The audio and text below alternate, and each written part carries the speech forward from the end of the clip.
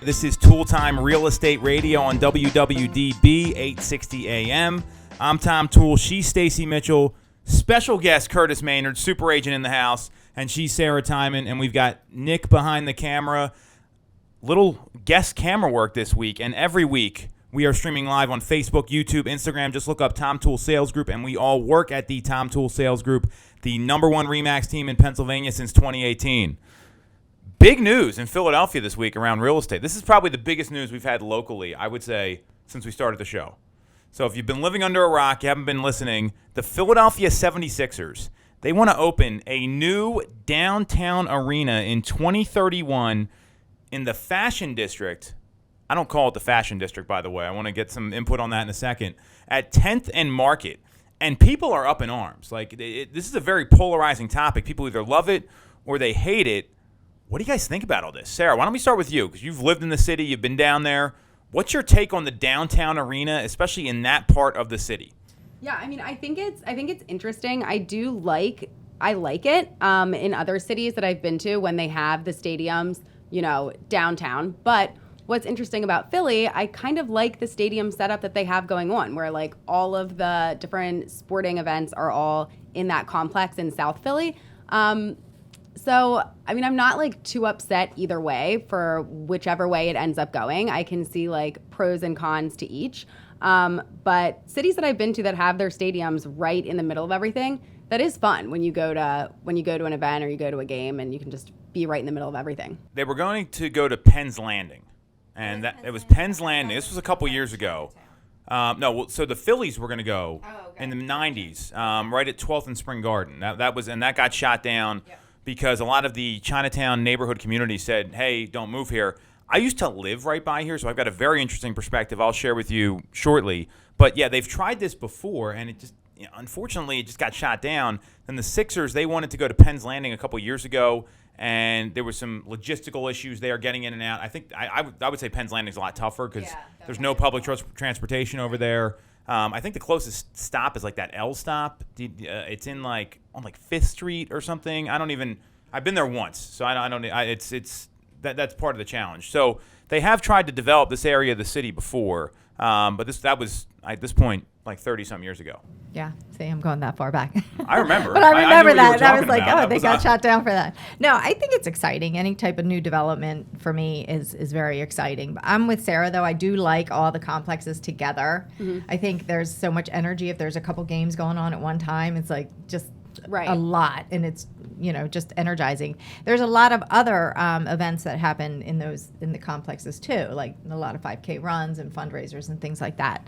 So I don't know how this could affect those type of peripheral events, but any type of new development to me is very exciting. So Kurtis, what do you think? You've lived here less than a year, about a year right now? It's been just over a year now. I haven't spent a lot of time down at that complex area, but it's nice down there. I like the idea of being able to take a train to a game. Mm-hmm. Get on a train, ride down, get out, go to a restaurant down there, go get a few drinks, go check out the game, take the train back. That sounds like a good time to me. I'm with you on this, and I'm actually going to disagree with you guys a little bit. For the football games, go have it somewhere where you got to drive to and there's a big parking lot. Right. Have you ever been to a Sixers game? Yes. Okay. Have you? Okay, I just want to get some. Have you ever been to a basketball game? Right? Yeah, I've been to a basketball game. So I think Sixers games are a little different, and I would argue that Phillies games are also a little different too. In hockey, I don't really care, so we don't need to talk about that. I like the idea of getting somewhere quickly because I've taken public transportation down from where I live out on the main line to these stadiums. It's like 45 to 50 minutes. Yeah. Mm-hmm. You can get there faster in an Uber. Now, the cost is less for sure, but I'm looking for convenience. I got kids at home. I'm not going out a lot, so I'll either drive if I'm taking my kids or if I'm going with my wife and we're not driving, and I like the idea of taking the train to your point. This is a very central hub for public transportation. You got Patco that's right there. The bus station's right there. You got Market East Station, so you can take regional rail. So this really caters to that. And that part of the city, in my view, this used to be the Gallery. I don't call it the Fashion District. It's the Gallery, right? What do you think about that part of the city? It's kind of like a weird dead zone. I feel like not much goes on there. So it would kind of bring some life to that whole area. I think that's the biggest plus here because I used to live down at like Broad and Spring Gardens, so right around there where they were going to build the Philly Stadium, literally right there. And we'd walk down the market and like you got that kind of like little strip of restaurants on like 12th Street, like Elvez's down there and that sort of stuff. But then there's nothing until you get to like 4th. Right. Or like maybe 6th, like Budokan's in there. There's what's the Morimoto place? You know what I'm talking about. What's it called? Totally spacing here. Is it called Morimoto? It is called Morimoto. Yes, that's right. There you go. Spaced out. I just from here. Lucky guess. that is, and they have like a Ross down there and like Marshalls and like these horrible stores.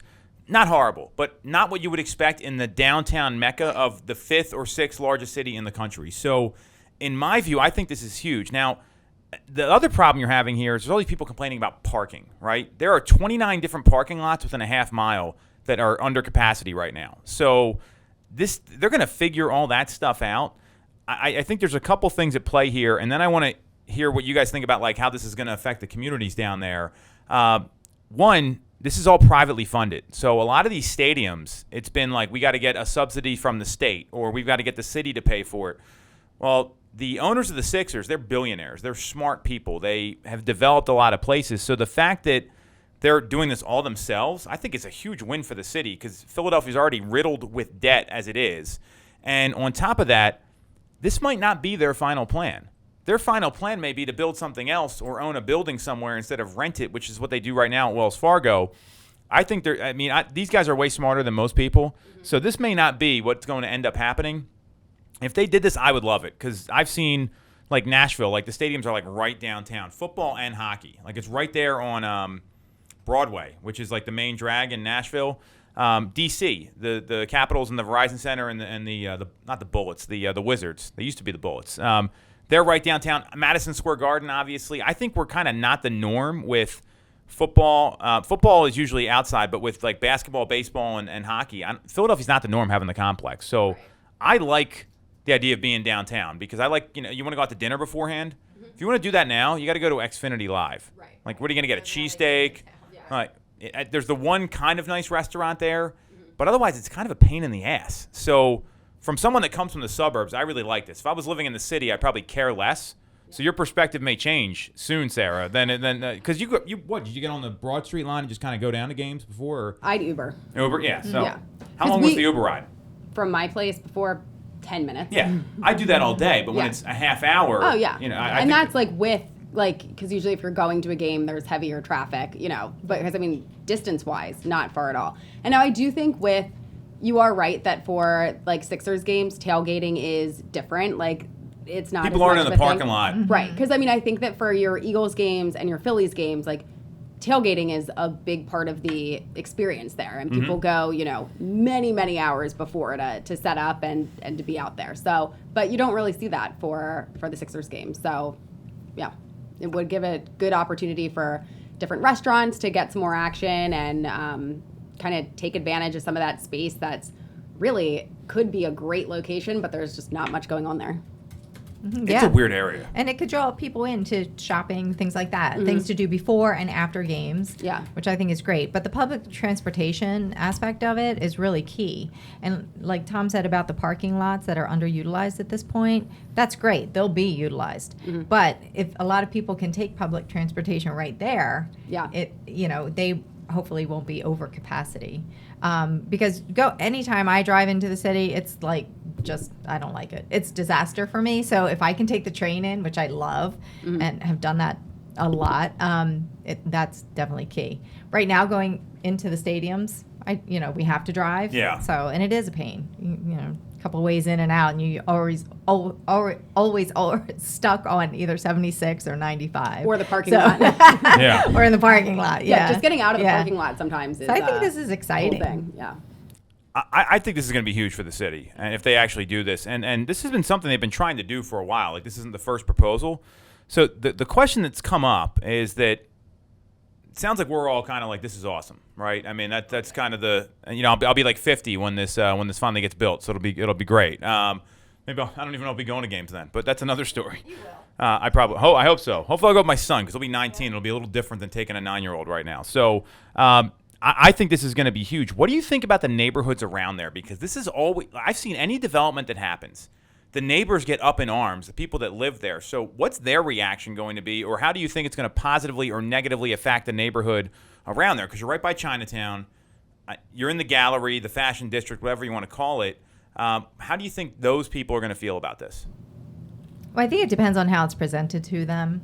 You know, it has to be, they have to be part of the process, really, because you don't want them to be totally against it, because then you're going to have real problems. But if it's presented to them in the positive way that it can be for them and their home values, then maybe they'll be more receptive to it. But I think that's how, people are usually resistant to change. Mm-hmm. Most people don't like change, and they, if this major construction is coming into their town, they don't want it, and new people, strange people out, people that don't belong there, whatever.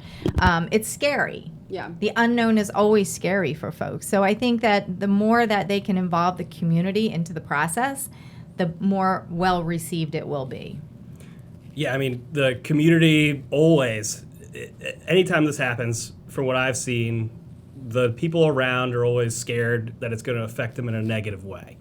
But, something I was thinking about, that where it is right now is a mall, right? Like, there's something going on with malls, if everyone knows, they're all dying. So what's going to happen in 9 years if that mall is completely empty? Right. I'd be more worried about that than arena going in, helping bring all kinds of people to town. So I think this mall is already having issues. Yeah. It's been for a long Who time. here has been to the gallery before? It's, yeah. You ever been to the gallery? Yeah. You ever go to? No. I was to the Never gallery been when there. it was nicer. Congratulations to both of you for not going.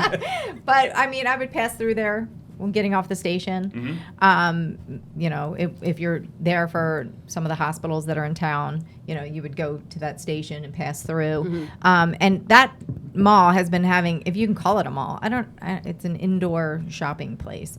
That has always, it's been having issues, probably for the past 15 years, 10, 15 years. So it's not like it's, thriving, a real thriving, people, it's not like a real shopping hub at this point. Right. So it's only going down. Yeah. So it definitely needs some type of burst of... Right. No, I think that's a really good point. Like, if it's not this, it has to be something else, or that's just going to be... It's going to get worse and It's worse. going to get bad. And, I think that undergoing construction for if you live right there in that area, I mean, that's never like fun for noise and just for when you look out your window when you just see that going on. But, if you can get past that, I agree with, like, if it's presented well. And if you live right around there and you're a big Sixers fan, you're going to be pretty psyched. Yes, exactly. So, yeah, I think it'll kind of come down to how they present it and how they're able to kind of plead their case. That's a great point you bring up, Kurtis, because look at the malls around here. Exton Mall just got sold. Granite Run Mall, that's like mixed-use housing and like stuff right now. And the reason this is happening, in my view, is that the South Philadelphia Stadium District, I think they missed, because if they would have built like a mini city down there, think like Main Street at Exton, or like King of Prussia, what's it called up there? Where Town Center. They would have built something like that down there. Like, you get to go to Xfinity or the Live Casino. I don't like casinos personally. I'm not like a big fan of those places. I think that turns, it's like you either like casinos or you don't like casinos. There's not enough down there to attract you to go for the day, or let's say it's like a 7 o'clock game and you want to go out beforehand. I mean, it just doesn't happen that way. So there was I always thought there'd be like some sort of like mini town that was built down there, and it never happened because they tried. They tried FDR Park. They tried some other stuff with the city, but it constantly gets shot down. So I've been to like these downtown stadiums, especially for the NBA. Like, it's kind of a different vibe a little bit. Like, it's more, the games are shorter, number one. You're talking about tailgating. The games are longer for football and baseball, like way longer. Yeah. You're from Missouri. I mean, like, that probably happens a lot for like Cardinals games, right? Like, they just go all day. Yeah, people go downtown where the stadium is. They go to all the restaurants. There's a big place where you can go watch everything. Mm-hmm. You don't even actually have to go in the game. There's a big projector screen across the street where you can go watch it. Oh, and cool. it's pretty nice. So my buddy got married in St. Louis, and we stayed at the hotel right there, which is like the only place everyone stays. Like, it's like right by the Arch, and then the stadium's right there. the Hilton or something. Yeah, there's a Hilton right there, like right across from the arch in So that courthouse. that had like that downtown city atmosphere, because St. Louis is a little bit of a different city, where it's not like, I don't think it's as big as Philadelphia. There's not the skyscrapers, but they built the city for people to come to. They don't really have that in Philadelphia. So now you mentioned the Phillies, right? So the reason that stadium got kind of pushed down was because of the backlash from Chinatown residents, and I know that's the biggest concern right now, because there was someone that had come out and said that part of the Chinatown sort of neighborhood association, they're worried about Chinatown being reduced just to like the gate and a couple restaurants. But I don't think that would really affect Chinatown too much, because Chinatown's more like 10th and Vine and like up a little further north before the stadium district here. So what I did is I looked up, because I think the question is this going to help the city or not. So I looked up other studies around what has happened when they build these stadiums downtown and what the economic impact is. So they've done it in a couple places. The Sacramento Kings, right? That's kind of like a second-tier city. They needed like an economic engine. So that employment downtown grew 38% since they built their stadium down there. And Philadelphia could use an economic shot in the arm right now, for sure. So in just the first year, the arena hosted 1.6 million guests who spent more than $71 million. So that, and I would argue it's going to be even more in Philadelphia, because Sacramento is like, I mean, not anything bad about Sacramento, but it's like a second or third tier city, right? I mean, it's not somewhere people are like, oh, I'm going to go visit Sacramento. Let's go. Like, it's not something that happens. Yeah. And it also caused more development to happen around there, which I think you could maybe redevelop some of these neighborhoods, especially like North Chinatown, where I used to live, because there's like nothing going on in that part of the city. Like, it was very weird. Like, we would, from Broad Street until about 4th, whether north or south of Spring Garden, there's really like not a whole lot that goes on. There's some tough areas around there. There's still a lot of like dangerous places to go. So I hope this would kind of push some of that out and help some development happen. When the Nationals built their stadium in D.C., it was in a not great part of D.C., and now they're building all these condo buildings. They're selling. Like I think this is going to be a huge benefit to the city here. Mm-hmm. Yeah, I totally agree, and especially if it's not, they're not getting any tax credits from the city. Yeah, so they're not using any public money. It's all private funded, which is even better, because that puts the whole risk on the developers. So I like that fact even more. Last question for you guys here. Do you think the public transportation system can handle this? Well, they've got 10 years to work on it. Or no, not quite 10 years. We'll call it 10 years. Yeah. I mean, they're going to have to figure some things out. I mean, I think it was kind of funny. Some of the reactions were for public transportation in Philly right now were like, just that's a scary thing to do at the moment. But, they've got some time to figure it out. And I think they'll have to put some thought into that. But I think they would be able to get it there and have it be streamlined and manageable by the time everything actually was up and running.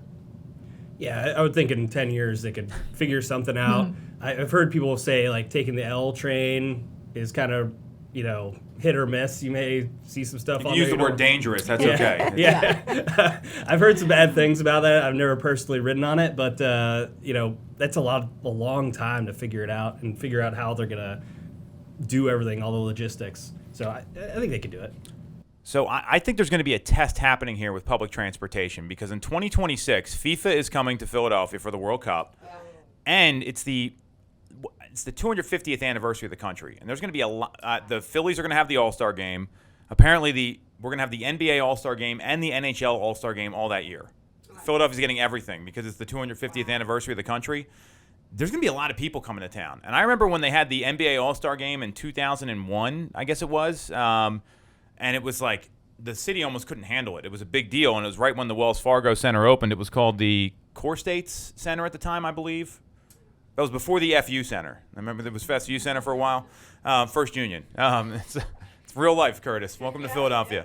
So I think that's going to be a great test, and they're going to have to ramp up for that. So I do agree with you, but it's got to get a lot better. Like, I would not take the subway right now, to be super clear. I would take regional rail. I would take regional rail into the city. I wouldn't have a problem with that. And I get out of the station pretty quickly, because there was someone that got shot at like Suburban Station a couple weeks ago. Right. No, I feel like on the news in the last couple weeks, every week there was something. There was either like someone was killed, raped, stabbed, or like there has been a lot of stuff going on in the subways? In the subways. Yeah. Yeah.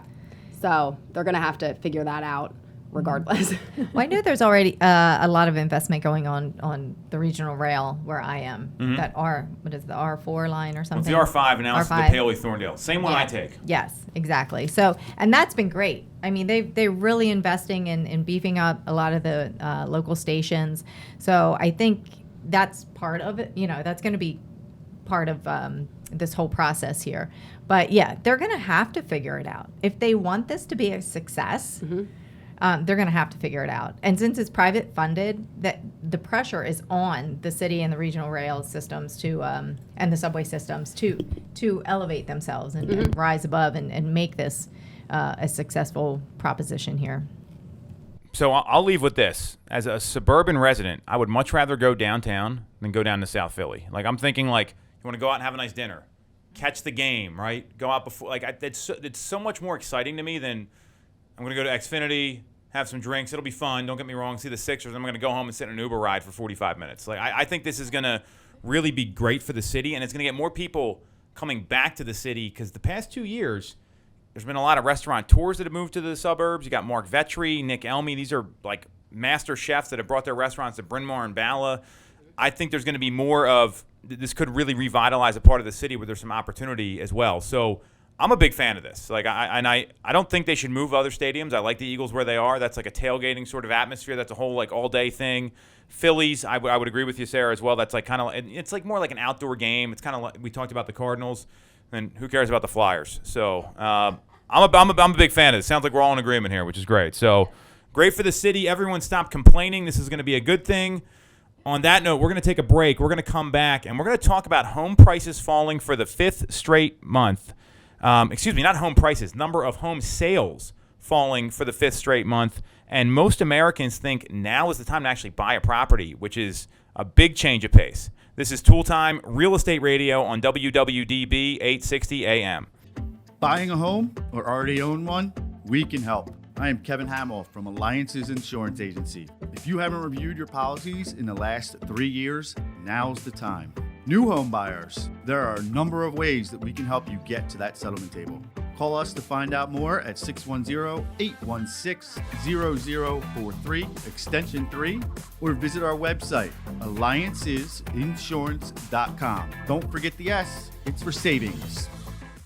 The real estate market is red hot. Have you considered taking advantage? Call the Tom Toole Sales Group at RE/MAX at 610-692-6976 or visit our website, tomtoole.com, to connect and take advantage of these market conditions.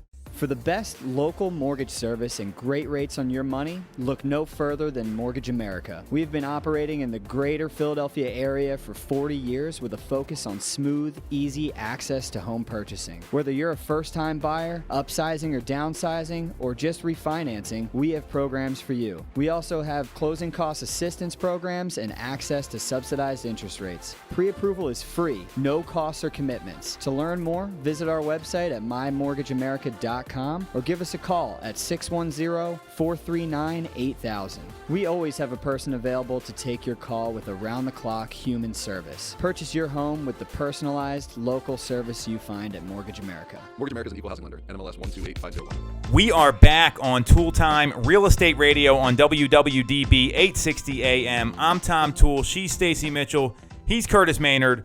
She's Sarah Tymon, and we've got Nick behind the camera, and we all work with the Tom Toole Sales Group at RE/MAX Main Line, the number one RE/MAX team in Pennsylvania since 2018, and we're streaming live every single week on Facebook, Instagram, and YouTube. Just look up Tom Toole Sales Group. So, local housing news. Now we got some national housing news that I want to talk about. There was an article that came out on Inman last week, and this is news we already had, that it's the fifth straight month that we have seen home sales fall, and now all of a sudden, a majority of Americans think now is a good time to buy a home. So let me give you the statistics, and I want to hear what everyone has to say about this. So in June, according to data released last week, the sale of existing homes ticked down 5.4% between May and June, and went down 14.2% from a year ago, according to the National Association of Realtors. Stacey, what do you make of all this? Well, I think that people are figuring out that the market is going to change. The interest rates aren't going to be historically low like they have been. And the rents are not going to go down. The rents have been increasing. So if you've been sitting on the sidelines just watching the market because, you're like, well, the interest rates are low, that's fine, I can jump in anytime. But, with multiple offer situations and all these other things going on, I don't want to overpay, I don't want to do this, that, and the other, what it would take to secure a home. And now people are realizing, hey, the interest rates are going up. They're not going to go back down anytime soon. And the situation as far as the inventory is not going to change anytime soon. So I have to make a change because my rent's going up and that's not coming down. So you really don't, you're paying somebody else's mortgage, somebody else's insurance, somebody else's taxes when you're paying rent. So why not, listen to what your friends or your family members have been talking about, all the equity that they've been enjoying in their home over the past number of years. And you just have to take the leap of faith and jump into the housing market and secure your home. So I think this is great. I think people are finally realizing, what's going on and they're taking note and they're like, I have to take this chance and I have to get my house. Yeah, I think there have been people that have been on the fence for a while and are kind of coming to terms with, there's not going to be a perfect ideal time to get in there. And now I've been on the fence for a while and I've wasted a couple years, and I don't think I can stay in my current situation for a couple more years to see how this plays out. If you look at the cost benefit for waiting, it's not playing out in your favor to just hoping things turn around. And I would say even with this, decline in sales, that hasn't built the inventory up to a balanced market. So we're at now, basically like a 3-month supply is kind of where it came up to. Well, in a balanced market, you're at 6 months. So while you are having a bit more of an opportunity right now in this market, I think to get some of your different inspections, to have a couple different contingencies in place, it still isn't balanced. So you do still need to be prepared to go in, putting your best foot forward. Oh, yeah. I mean, personally, I think it's a great time to buy a house right now. There's a little bit less competition out there. There are lots of houses out there still. These people are right that it's a good time to buy. I've been hearing, for years that there's going to be some kind of crash or correction, and it just hasn't happened. Right. We don't expect to see it happen anytime soon. Basically, everyone who comes up with the numbers that how much homes are going to increase in value, they say it's still going to go up in value. So, if you've been renting, you've been waiting for something to change, an opportunity, now's a great time. Well, and it's funny you say that, Kurtis, because NAR came out with some statistics, and they have seen nearly a 30% increase in the homes available for sale since January, and that's nationally. We've seen inventory tick up here as well. Now, our market, relative to others, is not we don't see these massive up and down swings. It's a little more stable, a little more, kind of your average market. And if you look at our price point here compared to the National Housing Price Index, so if 100's the average price of a home that sells in the U.S., we're at 101.2. So we're kind of right there. What also is important to note, and this comes from Realtor.com, as rising inflation and mortgage rates bring housing demand back from the frenzy of 2021, and that's a really good word, inventory is going to grow double digits. That's their prediction, and offer buyers a better than expected chance to find a home. And there's an interesting survey that came out, and I want to get your feedback on this as well. And this was some information that dropped from Ben Verdi over at Inman last week, and there was a survey that was done. It was, and they looked at homeowners and renters, so it was half and half. And a majority of people in the survey, 56%, think right now is a great time to buy a home, and that was conducted by the mortgage lender Lower. And what they went on to say, of that within the 56%, 47% say they plan to buy a home within the next year, and 74% of those people that plan to buy a home said it would be their first home. So we're seeing that these people that are waiting, to your point, I think they kind of realized, maybe I shouldn't have waited, or maybe they just weren't ready. That's what everyone, they like to think, they're out thinking the market. the people that are the most motivated, it doesn't matter what the market's doing, they're going to buy a house, they're going to move, and they're going to do what's best for their household, similar to what 3 of us have done in the past 24 months, just moving because we were going to move, right? And you know, we're all in that kind of like young kids, growing family sort of phase or job relocation. That's the people that are buying right now. So knowing that we're seeing median prices go down, you mentioned a bubble. I haven't seen any prices drop anywhere. We looked at this in a lot of different parts of the country. Do we see this continuing through the rest of the year? What does this mean for the people that are out there? Kurtis, what do you think? Yeah, so basically, I don't see prices going down anytime soon. What we do know is that interest rates are still going to go up. So if you don't take this opportunity now, and let's say prices even stay the same, you're going to pay a lot more for your house over the long term, and you're going to miss the boat. So I'd say you should make a move. And I think the other thing, too, is we have to remember people have been kind of shut down and bottled up for the past couple of years, right? So Not me, but the rest of people. Not me, yes, right, yeah. right. But there's a lot of folks that have been. I'm kidding. Well, let's just wait, you know, things are still going on beyond our control. So I think people realize, hey, we got to get on with our lives. You know, I want to Can you please say that again? we got to get on with our lives. So it's like, maybe people want to get married. Maybe they want to start a family. Maybe they want to, you know, stop renting. Maybe they want to start building their generational wealth by investing in real estate. People are done sitting on the sidelines and waiting for things to happen to them. They're going to make things happen for themselves. So I think that's probably a lot that's going on too. You know, the young people are realizing, you know, maybe they want their own space. Maybe they want a little yard. Everybody's got dogs. It's a dog's world. So they want their dogs to have their own space too, which I totally get, and I love that. So I think that's a lot of this that's happening too. People are realizing that there's never a perfect time, like Sarah said. There's never a perfect time for anything, and if you wait for that, you miss everything. You're going to miss everything. Life is just going to pass you by. So people are willing to take the risk now and jump in. And I think that if you talk to people, I feel like there should be a survey, and there probably is one out there. But for people who went ahead, took the leap, and got into their new house, and then let's say interest rates dipped a tiny bit, or some other home did come up that they potentially would have been interested in. I think for a majority of people, once you get into that next home, one, you're at that point probably not watching interest rates every day, or you're not, you know, when you're in it, you're looking at all of these details, you're seeing everything that's coming up on the market, everything that's coming soon. And once you're in it, then unless if you're still in the industry, you know, that kind of falls to the back of your mind. Yeah. But like once you're in your new place, it just feels great to like have that piece done and to have like taken action and moved on and, you know, done what you needed to do. And let's say that you are somebody who got in and maybe your interest rates could be better. You can refinance down the line. Like, I think you have to think big picture of like, what is more important to me? Like weighing every single number and every single option and then potentially missing out or moving on. And then you always have options down the line if something changes.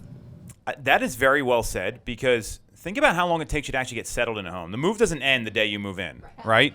It's not even close. Like, you have to buy furniture. You get rid of stuff you don't want anymore. You have to get like the place in the right condition. You have to, you know, kind of figure things out a little bit.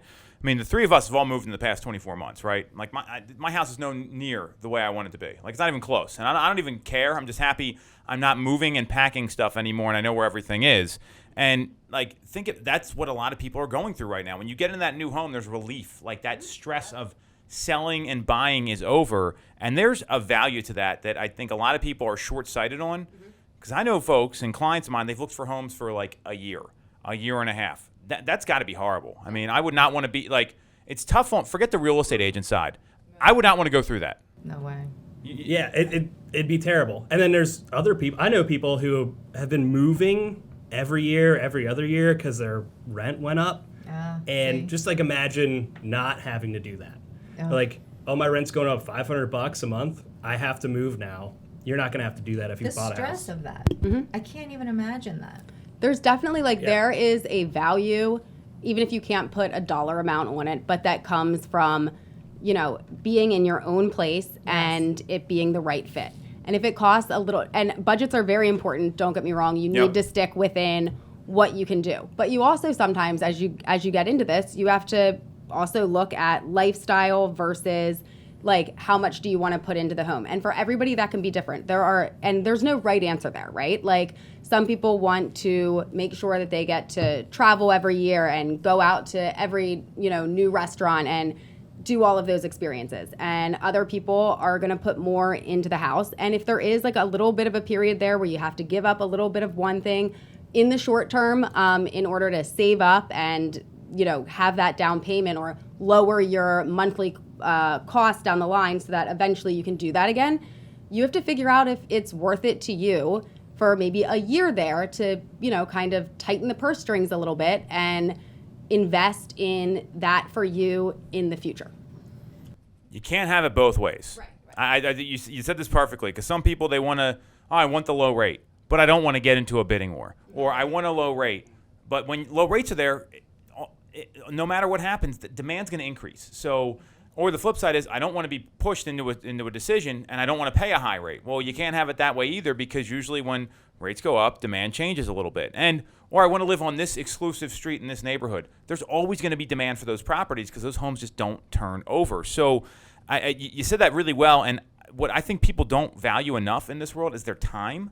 And because moving's a pain in the butt. You said moving every year.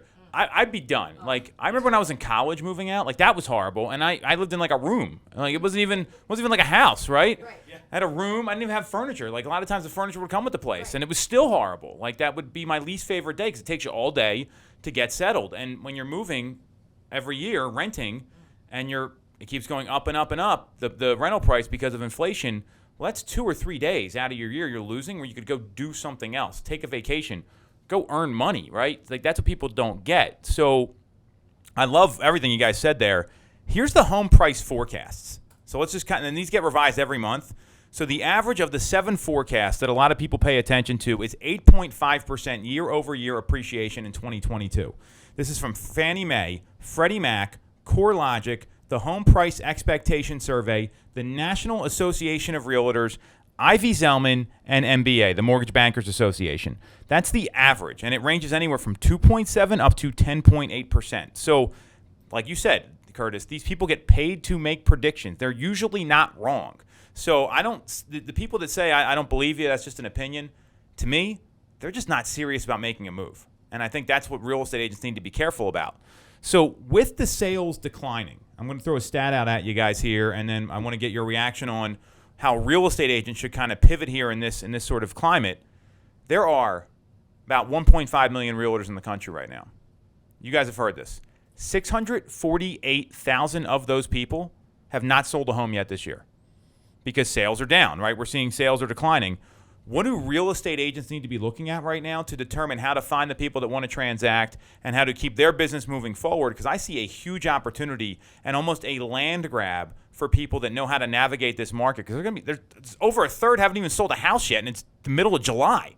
I mean, I'd be getting foreclosed on, getting a new job, putting my house up for sale. What should agents be focusing on the second half of the year, knowing where there's less homes selling, prices are going up, and some of the buyers just don't believe it? Sarah, I think you need to have the conversations with your buyers early on and really vet to find out, are they motivated? What is their reason for the move? What is their motivation? Well, that is, are you motivated?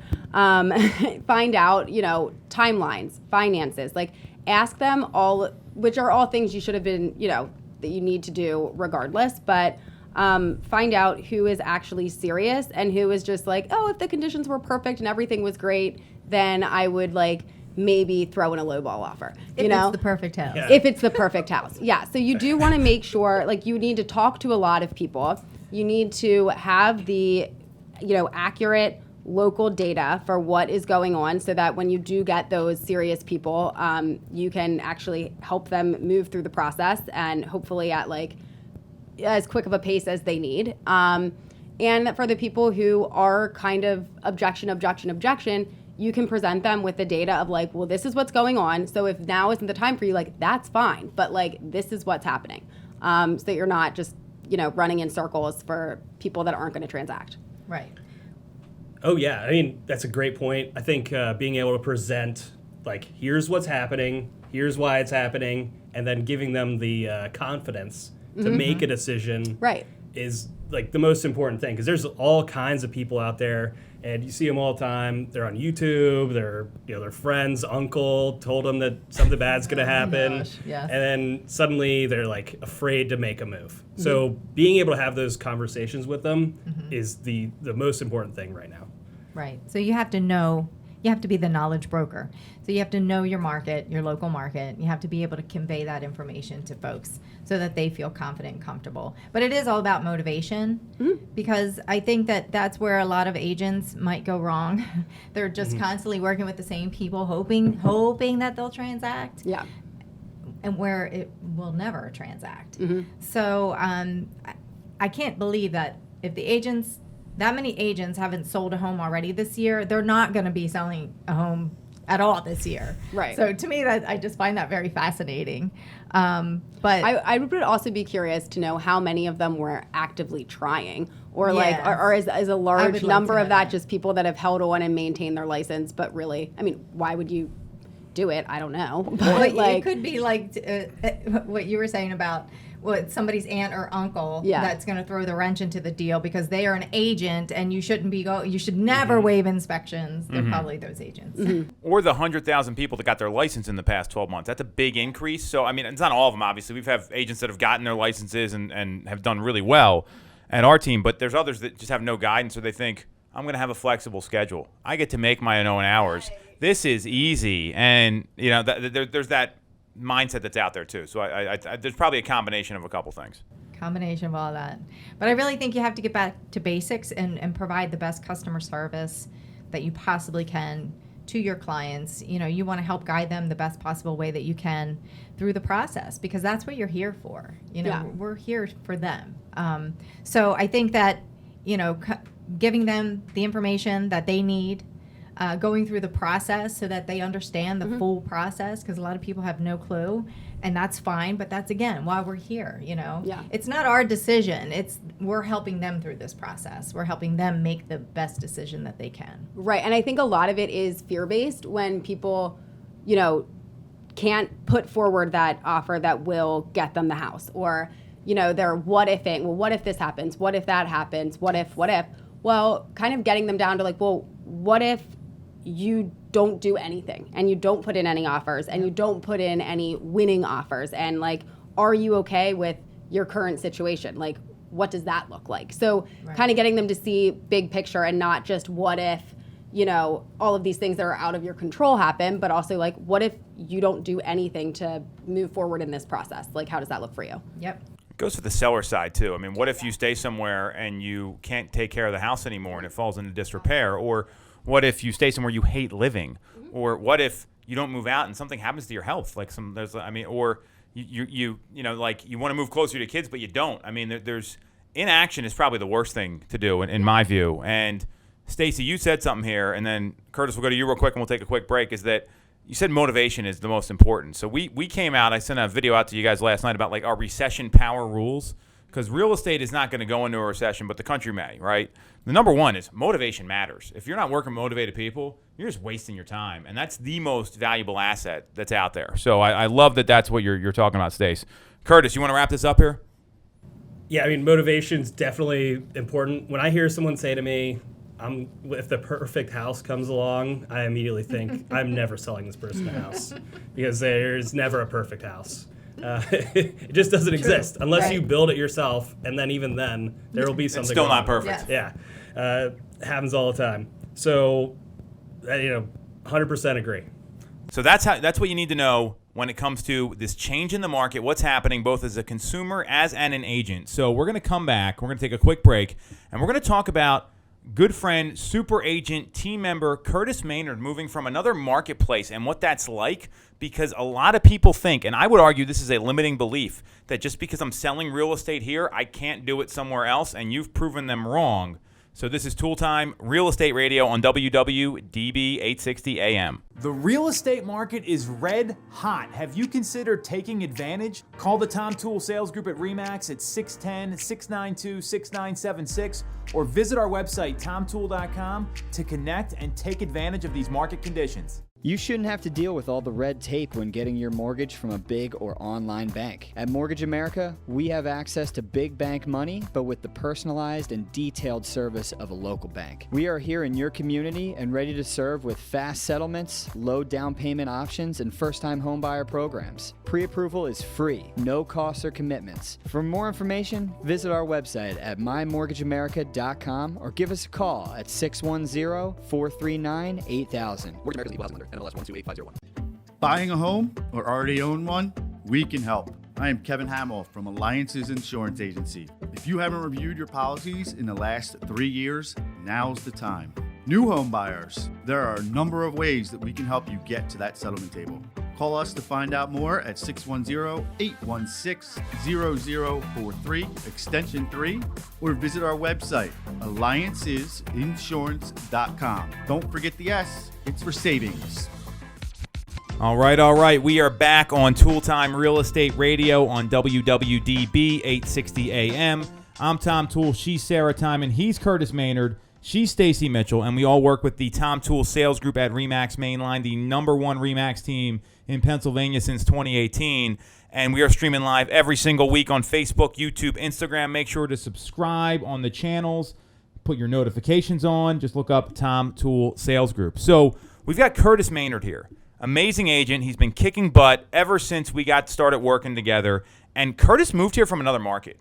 And I would argue a very different part of the country at the same time. So, Kurtis, why don't you tell everyone a little bit about kind of your past 12, 14 months, the transition, and just give some people some perspective, what it's like kind of moving from another market into a new one and still selling real estate.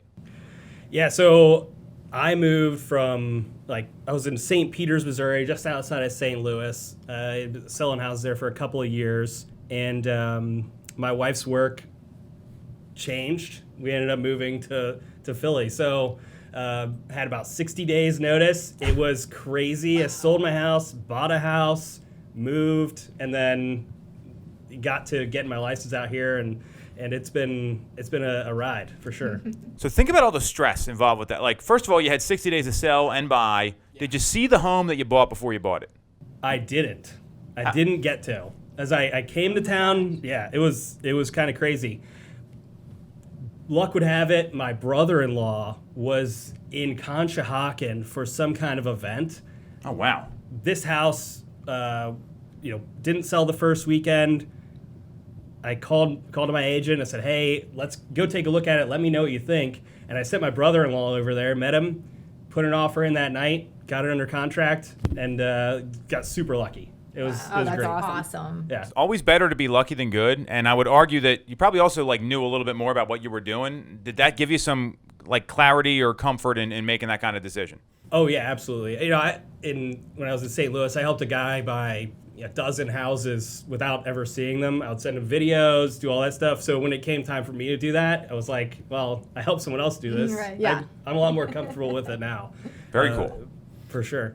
So you moved here. Now, I think when a lot of agents move out of market, I think that we had an agent on our team that did really well with us. She was selling 60 homes a year, and now she's doing mortgages. She wasn't quite comfortable selling in another market. So what led you down that path? How did you feel good about getting into another market where, did you know a lot of people out here? Kind of give some perspective, because these are all the limiting beliefs people have when they move. Yeah, so I had never been to this part of Pennsylvania. I drove through it once, but never been here, didn't know anybody.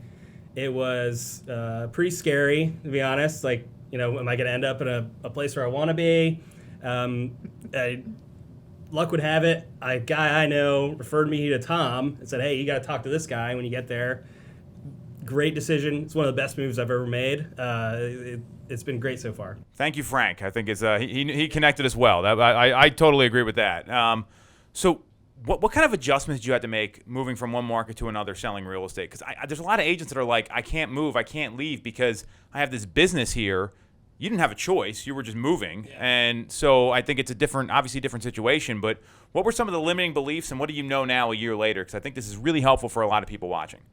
Well, everyone's going to go through saying, like, I don't know anyone there. I'm not going to be able to sell as many houses as I am right now. But what you do is you find a good referral partner, like somebody you trust there. You hand over your clients, get them to sell some houses, hopefully. That'll carry you through for a little bit. And then hopefully you have a couple closings still before you hit the road. And then you get there and you got to kind of put your head down and make phone calls. It's really, it took, a little bit, but, just working at it every day, you'll get there. Putting the work in. Yeah. When I think that one of the things that would be easy to get nervous about is how am I supposed to sell houses to people in an area that I'm not from and I don't know, right? But you learn it, and it's not like you're just going in and blindly being like, oh yeah, no, that's a great area. Like, definitely do it. Like, you joined a team. You have resources that you can go to say, all right, they want this, this, and this. Like, what general area should I be looking in? Like, I don't think that not being from here or not living here a long time has to mean that you can't help them get to the right spot. Absolutely. I think I've called all three of you at least once asking some kind of question or about something that I had no idea about. I just say, hey, look, I'm not 100% sure right now. I'm going to find out the information, give you the best possible answer, and get back to you. Oh, yeah. That's the key right there. I mean, I've lived in the Philly area for over 10 years now, and especially like prior to being in real estate, I mean, I didn't know all of the ins and outs of all of the different suburbs and areas out here. And even now, I mean, if it's somewhere that I'm not all the time, reach out to the team, and you can get answers, and you can still help guide that person without just like already knowing, Do you still have clients at your previous location that you talk to and are trying to help? There's still a couple of people out there that are looking, I think, for a house still. These are the perfect situation people. I don't know if that'll ever come to fruition. I don't know. But so you're talking to him still in 10 years. Yeah. But no, I'm not dealing with anything out there at the current time. Mm-hmm. So you interviewed a couple different places, and I know obviously we had a great connection with Frank, who we met through the Tom Ferry Network, which is great connections all the way around. What were you looking for? Because you have a different perspective than, let's say, a new agent coming in, or even someone that's maybe making a change from one brokerage to another. You were coming in cold, but knew enough about real estate to know what to look for. So what were the things that were important to you that obviously led to you having some success and being able to close transactions at a pretty regular rate at this point? Yeah, so the most important thing for me was finding a place where I was going to get, some form of leads sent to me. Not knowing anybody makes it pretty hard to get like sphere deals or people buying a house because you don't know anybody. So you got to find somewhere where you're going to be able to get that. Then also, I wanted to find a place where I really liked the people that I was going to be around. Came here, met some of the team. It was awesome. Great office. I'm looking for all of the things that. The whole we have all here. The things. All the things. Sorry. That's awesome. I guess, yeah. But who doesn't want that, Yeah. So I think that's great. Yeah, but leads, support when you need it. There's nothing worse than like being able to like get someone who wants to write an offer and you have no idea what you need to do and you can't get anyone on the phone. So that was another huge thing, for sure. So, go ahead. No, I was just going to say that's like so important to be able to get somebody on the phone at any time. It's typically like, on the weekend, after hours, that you have these questions, and there's always somebody that you can find on our team that will be able to support. And it's usually after you like accidentally let it slip out to your client, like, oh, I can get these answers for you right away. And then you like call, like, you're like, oh my God, nobody's answering. And then it's like panic is setting in because like you see time clicking by and you're just like, no. So yeah, being able to reach out to different people is so huge. Mm-hmm. So looking back on it, I mean, obviously you moved your family here, you've got kids, like that's pretty stressful for anybody. So how do you feel 14 months later. Like, I mean, things have probably shaped up. You kind of know where your kids are going to school. You started making, like, I mean, it's not just you getting integrated, but it's your whole family. And I think that's what people lose sight of. Oh, yeah. So 14 months later, I feel way better about my life. The stress of moving and then having like a time crunch, you have to be somewhere on a certain date, and not having childcare, not having, not knowing how you're going to do anything is kind of it's hard. Yeah, you're right, 100% stressful. And now it's like it's nice to be, in a routine. You got everything going on. It's 100 times better than I was a year ago, for sure. I would argue you have a very positive attitude too that most people don't. Like, I mean, I know you well enough now that like you can take things as they come. You kind of look. I mean, having that outlook I think goes a long way because you're thrown into the hurricane there. I mean, and it's not just you're worried about. You got wife, kids. She's starting so. Her job, how she got relocated. Talk to us a little bit about that real quickly. We got about a minute left. Like, was it like just, hey, you're moving here? Like, was no choice, or how'd that go? Yeah, so she had applied for a couple of different positions through the where she works. She works for the public health service. Mm-hmm. There was an opportunity in New Mexico and then Philly, and she got both of them. And then we had to decide where we were going to go. We have family kind of like 6-7 hours away. So we're like, let's go to Philly. And we thought we were going to have like a few months. They're like, hey, you got to be there in 2. And it was pretty rough. Oh, I have a quick question for you. So now I don't really know. I've never really been to St. Louis, but I feel like Philly has a reputation for being kind of like a rude city, and like it does. Yes. Do you feel that it is, or no? Everyone here has been so nice. It's exactly the opposite of what everyone told me to expect. Like I have a friend who's like, Rocky's his favorite movie of all time, and he's like, listen, I'm never going to Philly, ever. Because I don't notice it being like a rude or a rough city, but there are different times where if you go to some other cities where everybody's super friendly, you're kind of like, why are they like smiling and saying hi to me? Like, like what? I would argue that's like a Northeast thing. I mean, New York is very similar. Boston is the same way, and I think what happens is the sports fans are a bunch of jerks. But they are everywhere. Yeah. Like, people get murdered at other stadiums. They never talk about that. But here, someone like spills a beer on somebody, it's national news. Right. So I think that's the biggest problem more than anything else. But that doesn't happen when you go to Phillies games most of the time. So very cool. Well, Kurtis, we are grateful to have you. If you want to follow Kurtis, get in touch with him. He's on Instagram. It's at Kurtis with a K _Maynard, Maynard, another underscore. You can follow Sarah. She's on Instagram as well. It's at Ty Time. Stacey's at the number 2 Mitchco. And you can follow me at Tom Toole 3RD at Tom Toole 3rd. Kurtis, thanks for coming on, man. Great stuff. Like, I think I speak for everyone here. We love having you on the team, and it's going to get better and better in Philadelphia. I think you made a good move moving from St. Louis personally. That's just me. So you want to stream? We stream live every week. Facebook, YouTube, Instagram. Just look up Tom Toole Sales Group, and we'll be back next week on Toole Time Real Estate Radio on WWDB 860 AM.